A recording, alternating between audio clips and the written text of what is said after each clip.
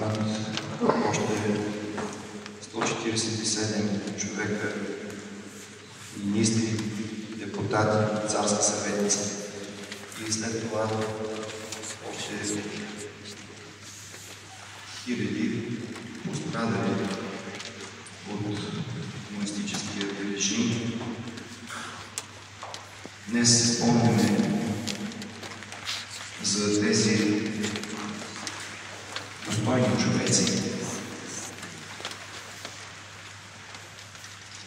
които в продължение на години бяха в управлението на държавата, армията, институциите.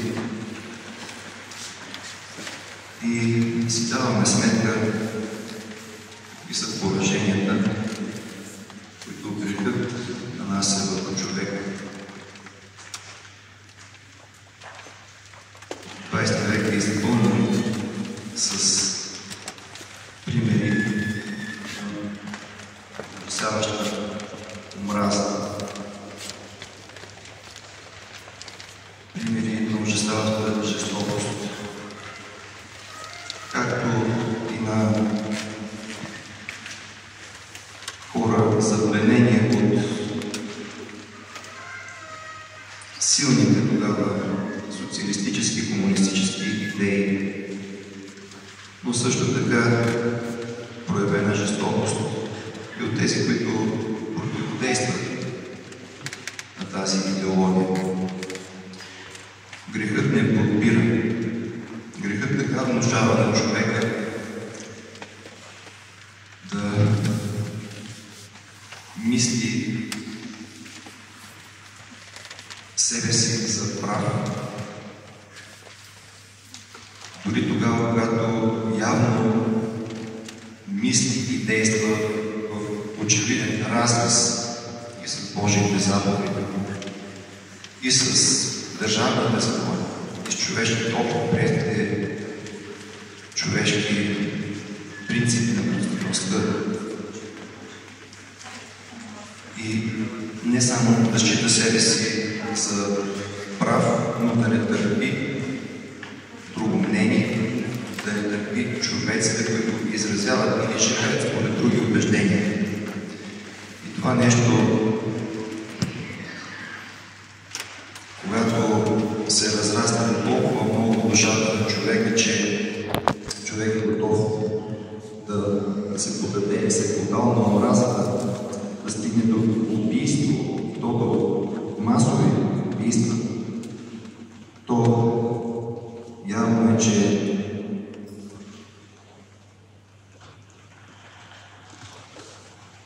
не само в такива случаи човек не само, че не е прав, но върши велики несправедливости. Време е в нашето общество да се преодолее този нихилизъм, това отрицание на често близки хора.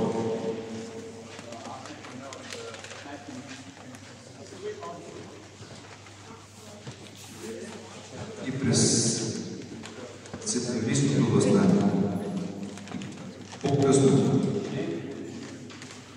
настъпването на комунистическия режим, често от двете страни, двете противостоящи страни са били бащи и синове, близки и роднини. И това противоборство, тази омраза, това кръвопролитие до днес създава прегради и до днес създава разделение в нашето общество. До днес се изразява мнение абсолютно в подкрепа на една от идеологиите и в отрицание на другата, което ми свидетелства, че това разделение и днес още не е преодоляно. И ако търсим начин на помирение в обществото, то без да видим ясната причина защо се случва всичко това. Защо човеците така лесно се поддават на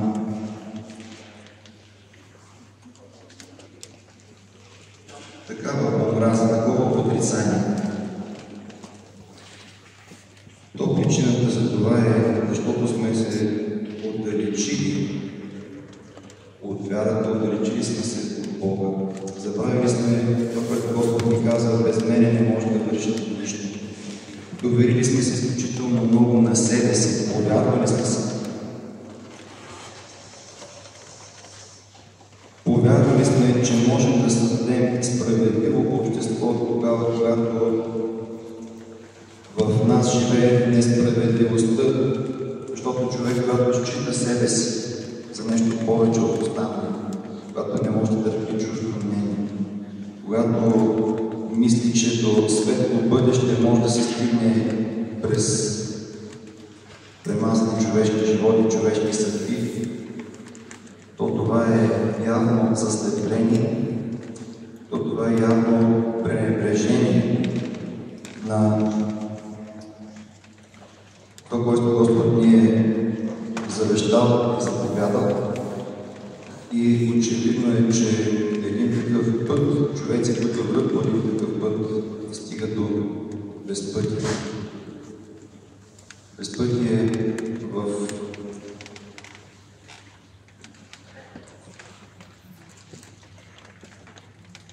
визията за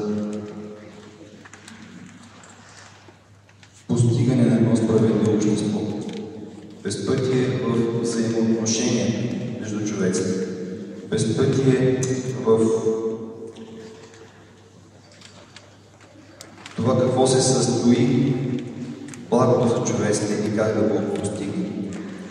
Свидетелство за това е повсеместната криза на ценностите в съвременното консуматорство, общество, ръководено преди всичко от материалистически ценности. И вървейки по този път, човеците не само, че няма да намерят верния път към постигане на лично и обществено благо, но кризите ще продължат да се задълбочават, защото Господ е казал, небето и земята ще премине, но нито една частица от закона няма да премине, докато всичко не се сбърне. Когато ние оставим, забравим, пренебрегнем законодателят, нашия Творец, и мислим, че сами можем да се справим и да градим своето бъдеще, то очевидно е, че рано или късно ще стигнем до задънена улица и тогава, когато погледнем назад и видим през какви страсти, през какви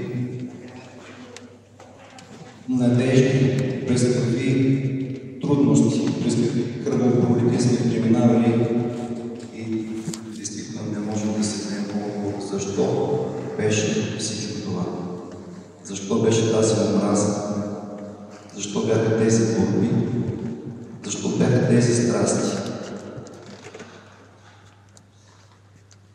Тъй, че нека спомняйки си за царските легенди и за всички несправедливо осъдени и убити от комунистическия режим и отправяйки молитва към Създателя Бога да им прости прегрешението, тъй като човеци са допуснали в своя живот,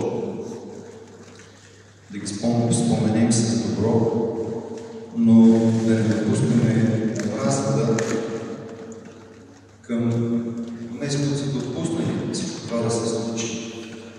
Да не допускаме омразата, отрицанието, гнева, да мотивира нашите мисли и постъпки.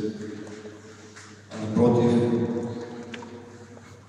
да чуем какво казва псалмопевеца, всички се грешихме, всички се грешихме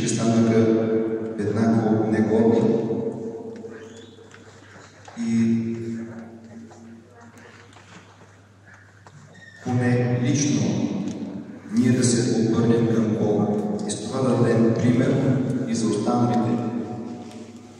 Поне лично ние да не участваме в това отрицание, в тези ежби едни спрямо други. Поне лично ние да простим и да си кажем, че няма да мразим, няма да осъждаме, няма да се гневим без причина на човеците. И да положим начало в личния ни, а по този начин в обществения живот да настъпи това помирение, това преодоляване в противостоянието и най-накрая да се нагледаме, да се видим, че сме братя и сестри на един Бог, който сам е пострадал за нас и ни е завещал. Имаме не омраза, не злоба, няма отмъщение, а да имаме любов едни спрямо други. Бог да прости царските регенти, княз Кирил княз Преславски, министър-председателят Богдан Филов, генерал Никола Михов и всички несправедливо осъдени и убити от комунистическият режим, но всички пък пострадали от жестокостите и от ненавистта човешка. Бог да ги прости, да ги упокои, да ги причисли към правилните на нас,